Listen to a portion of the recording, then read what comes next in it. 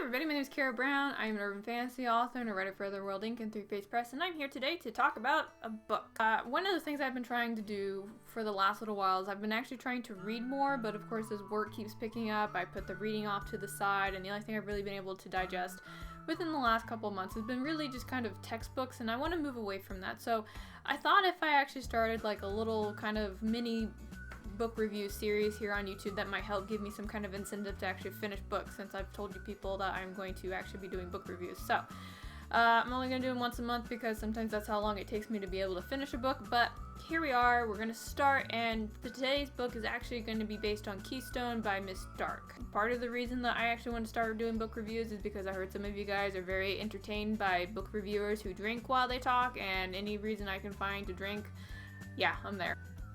So the first part of this video is basically going to be me kind of talking about the book and then giving my rating, and then I'll have like a spoiler section where my spoiler sections I think are going to be me griping about certain parts of the book that I don't want to give away. So when I get to the spoiler section, I'll warn you.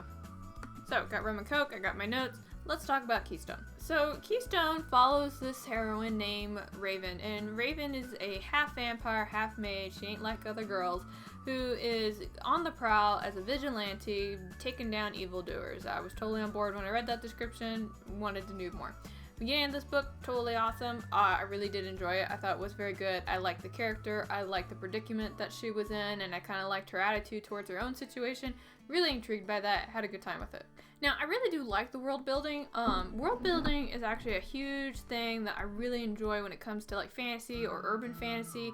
And there's so many complicated elements that are involved in it, so I always really appreciate it when I can, pick up on that and the way that's woven into the story as well, learning about it versus massive info dump, etc, etc. So I really did appreciate the world building that happened in here. I like the dynamics, I like kind of like the approach that society was taking, so on and so forth. I thought that was really good. What else do I have? I did like the characters. I can easily see all these characters having their own books, and I haven't actually read any of the other books by Miss Dark, but I get the impression that there are multiple books that these characters are featured in, so more than likely this is a true statement. I haven't read those books. This is the first book I've read by her in the series that she's read, but the characters are strong enough that if I put them in a situation by themselves, I'm pretty confident they could be the main character of that story. So, and that's something that I really do enjoy in books, because what I'm basically trying to say is that none of these characters are flat, none of them are stagnant, they're all very dynamic, and they all have personalities and agendas, and I really do like that. The plot did not get me very much, and so here's the thing, I do read a lot, I write a lot, I know a lot about plots and beats and all that stuff, so sometimes when I'm reading something, like I can immediately pick up like on a beat, or I know a theme about something that's going to happen, so there are situations in which I can call something off like pretty far out, and so in the plot of the book, there were things that were going on, and I was just like, yeah, so this is going to happen, that's going to follow by that, and that, and that, and that. And that's not the writer's fault. That's totally my fault as somebody who is basically kind of engrossed in this genre. So, but having said that, it didn't really bother me that much. I know, like, I did go see some reviews before I posted this video because I was kind of curious about what other people had to say about it. And it really didn't bother me that much because the interactions with the characters was really kind of the driving point for me. I'm not a plot person, I'm more of a character-driven person, so watching characters and seeing them interact and have conflict and kind of working with each other is more of the thing for me than anything else. And then, not to mention that this is kind of like the first book in a series, so what we're really doing is kind of doing like, the pilot episode where we're basically seeing everybody, figuring them out, understanding the world. So I was kind of given the plot of this book like a little bit of leeway because, again, it's the first book. We're just kind of diving into it. But, at the same time, I'm a little bit at a disadvantage because this is the 15th book in this universe, so there's already been 15 other books that have set in this universe that have probably had these characters. In fact, I think Christian Poe is actually in part of the other series, so he's already an established character in somebody else's storyline. So when I'm coming in here and I'm kind of reading everything, some of this may be kind of, let's figure out the effective way to say it. I think because this is already so far in the book that the author's definitely taking like some liberties. I have, she's got like a fan base that's reading her stuff, so they already know some things. I am a new reader, I haven't read any of it, so there are some parts of it where I'm just kind of like, I think the impact of this particular conversation or moment is lost on me.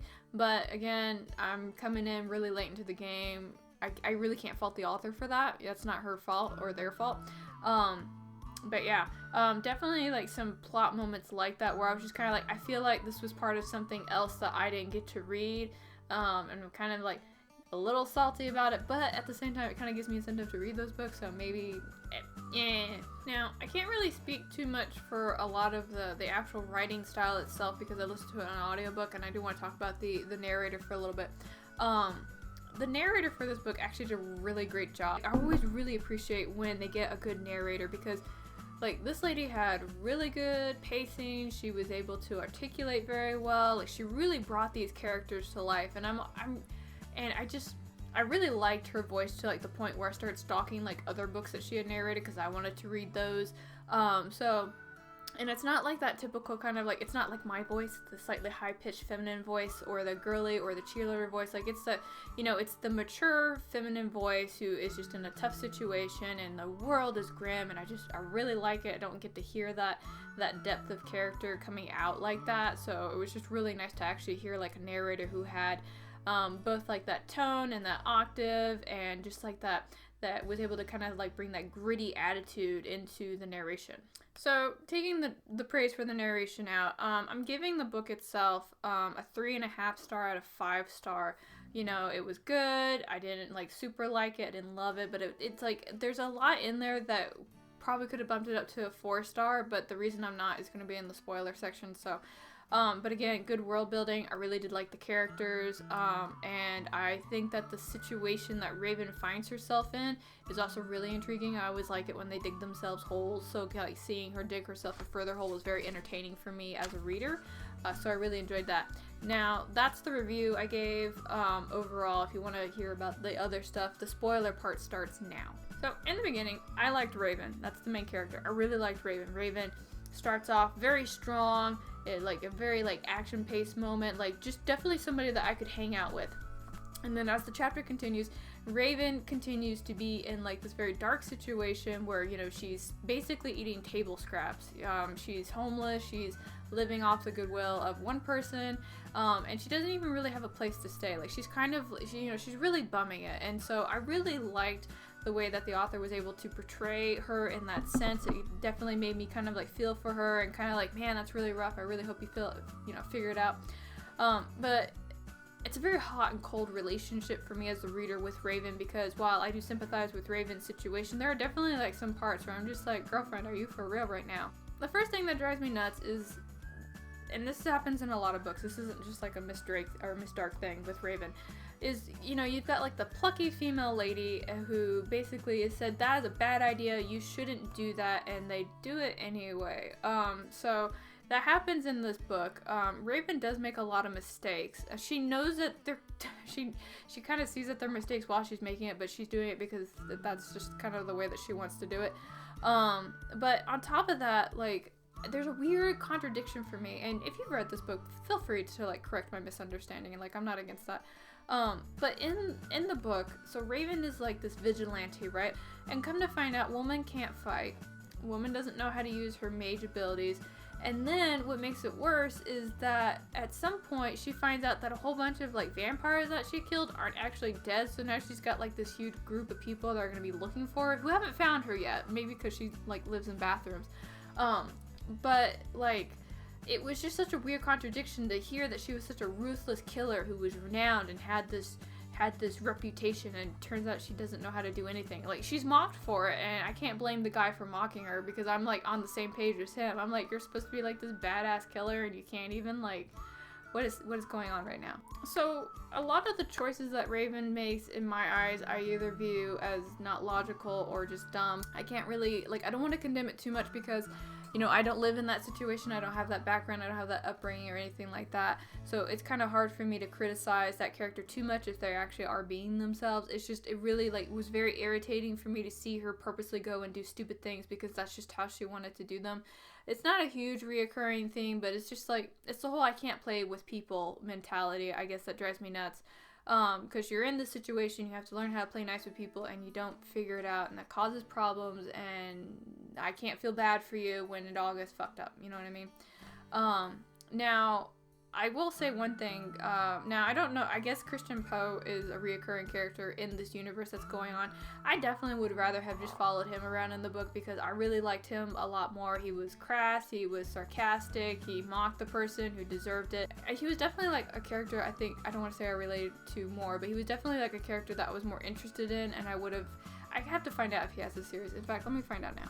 Okay, so in the 5 minutes I spent trying to figure this out, I've determined that he does not actually have his own series, which makes me very sad, but there we go. Now, I really do like Christian Poe as a character, as I said before. He's definitely got the mentality, and what's really interesting is that when I went and looked up the other reviews, there's a lot of hate, love for this character, and I think it just really kind of depends on the mentality and the expectations that people have. I will say one thing is that Christian Poe and the way that he engages with Raven is definitely like a reoccurring trope. Some people really like it, some people really hate it.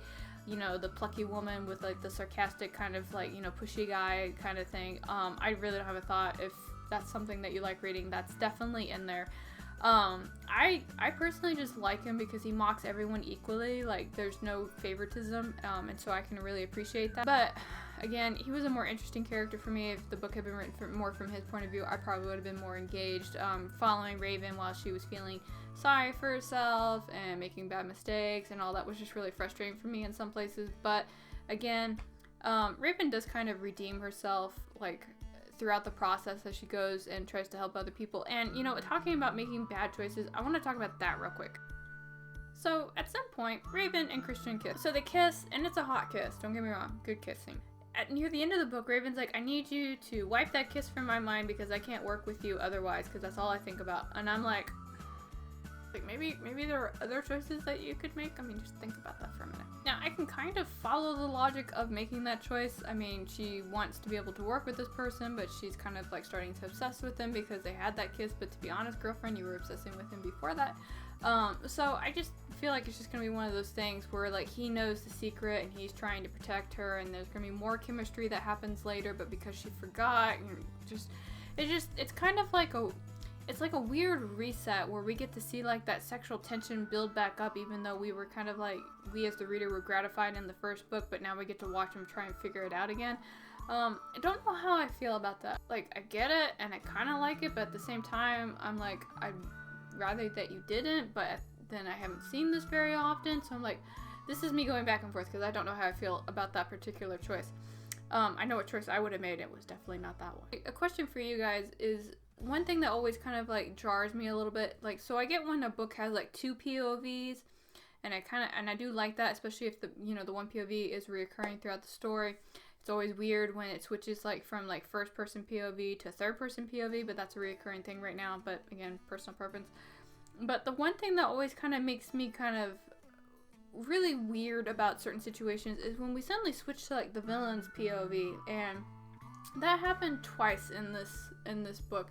And again, not sure how I feel about it because, you know, on one hand, I'm kind of like, I am intrigued about the bad guy. I love bad guys. I like seeing their life. I like knowing how they tick. I like all of that. I don't want them just to be like the shadowy guy in the corner who's doing all this stuff. But there are definitely like when the 2 POVs happened where we switched to the villain or the bad guy who ends up like, you know, basically getting demised at the end. My thing is, obviously, one, it was building up to the actual bad guy of the story. We were looking at the peon, we saw the actual bad guy coming in. But, like, part of me would have really liked having this interaction from, like, one of the main 2 POVs instead of having to switch to the villain POV. Because part of me is kind of like, why did we have to switch to this for you to explain this part of the story to us when it should have been done from these 2 things? Like, should I sympathize with the bad guy? Is it not his fault? Oh, look, he's dead. Well, I guess there went my sympathy. Like, what's going on here? Actually, I don't think... No, he didn't actually die. Sorry. This is how memorable that part of the story was for me, because I remember listening to it, and then I was staring off into space when the whole thing was going down. So I guess what I'm trying to say is like that whole confrontation moment that did happen between Raven and the bad person, it could have been a lot more intriguing. I think what really lost me was that there wasn't a lot of emotional attachment to what was going on. The stakes weren't very high. I'm actually struggling a little bit because I'm trying to figure out how to articulate this well while being inebriated, so this is a good exercise. So I'm trying to actually like articulate this well while inebriated, which is partly I think why you guys enjoy watching these kind of videos. But so I mentioned earlier that the bad guy died. He didn't actually die. Some other stuff went down. But here's the thing. Like, I'm trying to think back to that moment so that way I can explain it a little better. And I kind of realized that I don't remember all the details of it. And so I'm sitting here trying to remember it better. And we're talking about the climax of the book. Like, you know, find the bad guy, defeat the bad guy. Like, high stakes, high emotions, high everything. And I can't remember. And I listened to it and I paid attention to it, but I don't remember it. And I remember different parts of it. Like, I remember when she was brought to Keystone, which is the place where she goes to. I remember when she went to Keystone. I remember her first engagement with Christian Poe. I remember her personal struggles that she had with the other team members. I remember what it was like when she hit the dark moment. Like, I remember all of these things, but I don't remember that moment. And part of it was because it did not have the impact that I think it needed to have. Maybe it was because there weren't enough high stakes. Like, okay, granted, the bad guy knew where dad lived and he threatened her with it. And she was trying to do the right thing by the Keystone people. And it was kind of like a weird, like, gotta save my family, gotta save my pride, gotta do the thing that's right. So those things were involved. But, I hate saying that the stakes weren't high enough, but the stakes were definitely, like, needed adjusting. Because I really wanted to be, like, more emotionally involved with that moment. But as you can tell, I can't recall it off the top of my head. So maybe that's my fault as a reader, or maybe it's the fault of the plotting. So yeah, in summary of all that rambling, I have a hot-cold relationship with Raven. Sometimes I like her, sometimes I hate her. I really would have rather followed Christian Poe around because he's a hot Irish vampire. And by the way, can we talk about why are Irish vampires a thing? Like, this isn't the first Irish vampire I've run into. Well, granted, I ran into, like, I guess one was Australian.